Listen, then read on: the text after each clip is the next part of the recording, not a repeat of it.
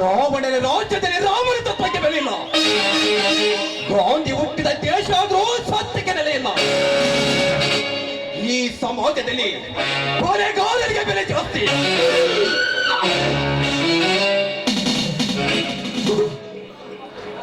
ದೇವರು ಬರಬೇಕಾದ್ರೆ ನಡೆಬುಡಿ ಹಾಕ್ಬೇಕು. ಈ ದಾಸ ಎಂಟ್ರಿ ಕೊಡಬೇಕಾದ್ರೆ ಈ ರಂಗಭೂಮಿಯಲ್ಲಿ ಪಟವನ್ನು ಮಾಡಲು ಬೆಂಕಿ ಸಿಡಿಲು ನಾಟಕ ಪ್ರದರ್ಶನ ಕಾಣಲೇಬೇಕು.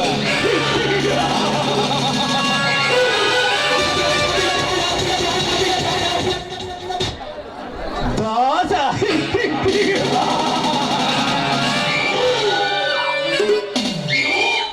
ದೇವದಾಸ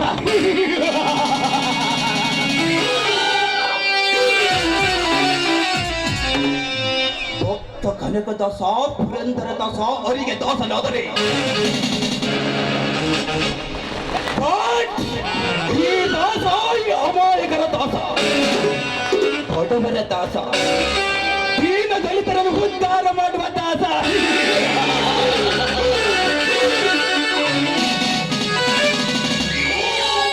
ನಾನು ಬಡವನಲ್ಲ, ನಾನು ಬಡವನಲ್ಲ. ಇನ್ನೊಬ್ಬರ ಹೊತ್ತಿನ ಕೈ ಚಾಟಿ ತಟ್ಟುವ ವ್ಯಕ್ತಿಯೂ ಅಲ್ಲ. ನಾನೊಬ್ಬ ದೊಡ್ಡ ಶ್ರೀಮಂತರ ಮಗ. ನನ್ನ ತಂದೆ ತಾಯಿಗಳನ್ನು ಕೊಲೆ ಮಾಡಿ ನನ್ನ ಶ್ರೀಮಂತಿಕೆನೆ ಲಪಟಾಯಿಸಿ ಸರ್ವ ಆಸ್ತಿಯನ್ನು ಎತ್ತಿ ಹಾಕಿಕೊಂಡು ಕುಬೇರನ ಆಡಂಬರದ ಮೇಲೆ ಮೆರೆತಿರುವ ಕೊಂಡಿ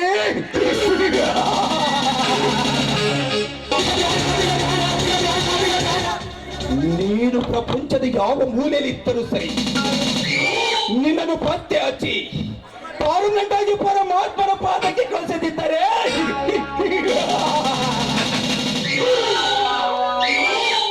ನನ್ನ ಹೆಸರು ದಾಸ, ಅಲ್ಯೋ ದೇವದಾಸನೇ ಅಲ್ಲ.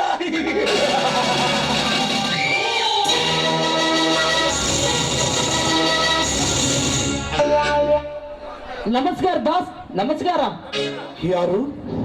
ಓಹೋ, ಭಾಗ ಯಾವ ಅಪರೂಪಕ್ಕೆ ಈ ದಾಸನ ಭೇಟಿಗೆ ಬಂದಿದೆ?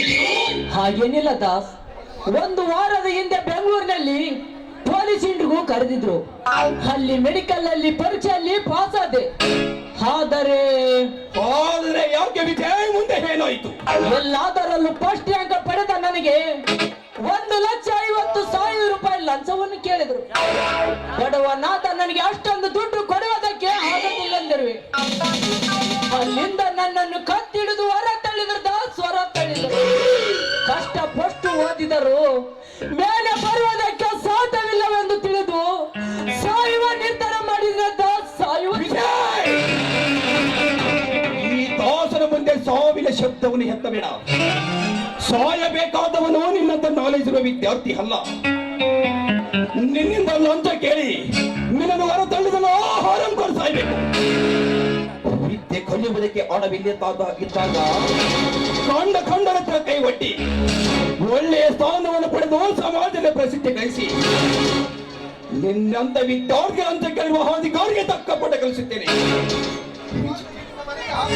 ವಿಜಯ್, ಇನ್ನೊಂದು ವಾರದಲ್ಲಿ ನನ್ನ ಮನೆಗೆ ಆರ್ಡರ್ ಕಾಪಿ ಬರುವಂತೆ ಮಾಡದಿದ್ದರೆ ನನ್ನ ಹೆಸರು ದಾಸನೇ ಅಲ್ಲ. ಸಾಧ್ಯವಿಲ್ಲ ದಾಸ್, ಸಾಧ್ಯವಿಲ್ಲ. ಈಗಾಗಲೇ ಆ ಸೀಟಿಗೆ MLA MP ಮಕ್ಕಳು, ದೊಡ್ಡ ದೊಡ್ಡ ಅಧಿಕಾರಿಗಳು ಮಕ್ಕಳು ಅವರ ಕೇಳಿದಕ್ಕಿಂತ ಹೆಚ್ಚಿನ ಲಂಚವನ್ನು ಹಿಡಿದುಕೊಂಡು ನಿಂತಿದ್ದಾರೆ. ಹೀಗಿರುವಾಗ ವಿಜಯ್,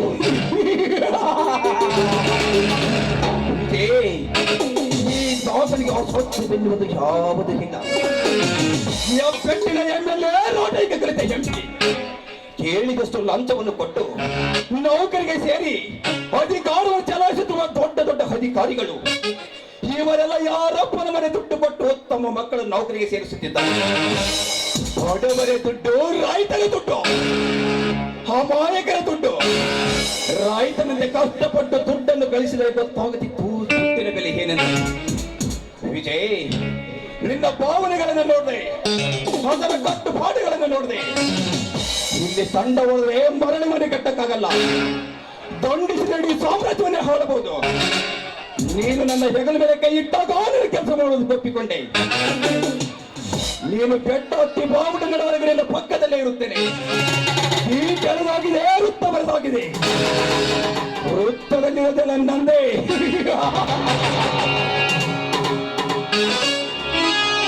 ವಿಜಯ್, ನೀನು ಧೈರ್ಯವಾಗಿ ಮನೆಗೆ ಹೋಗು. ನಿನ್ನ ಮನೆಗೆ ಆರ್ಡರ್ ಕಾಪಿ ಬಂದೇ ಬರುತ್ತದೆ. ಆಯ್ತು ದಾಸ್, ನೀನು ಆ ಅಧಿಕಾರಿಗಳಿಗೆ ಭೇಟಿಯಾಗಿ ಆ ನೌಕರಿ ನನಗೆ ಕೊಡಿಸಿದ್ದಾದ್ರೆ ನಿನ್ನನ್ನು ನನ್ನ ಭಾಗದ ದೇವರೆಂದು ತಿಳ್ಕೊಳ್ತೀನಿ ದಾಸ್, ದೇವರೆಂದು ತಿಳ್ಕೊಳ್ತೀನಿ. ಆಯ್ತು, ಹೋಗಿ ಬಾ ವಿಜಯ್. ನಿನ್ನ ಮನೆಗೆ ಆರ್ಡರ್ ಕಾಪಿ ಬಂದೇ ಬರುತ್ತದೆ.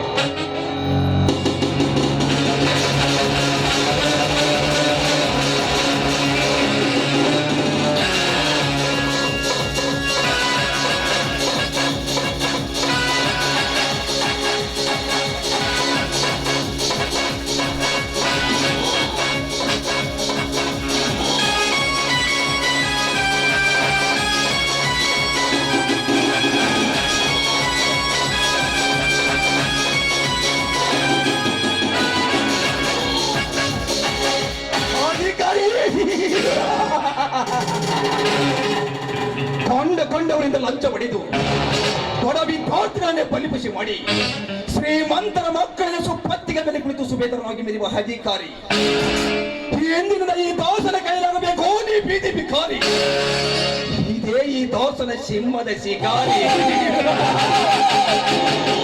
ಬರುವೆ ಅಧಿಕಾರಿ, ನಿನ್ನ ಜೀವ ಲೋಕಕ್ಕೆ ಪರಾರಿ.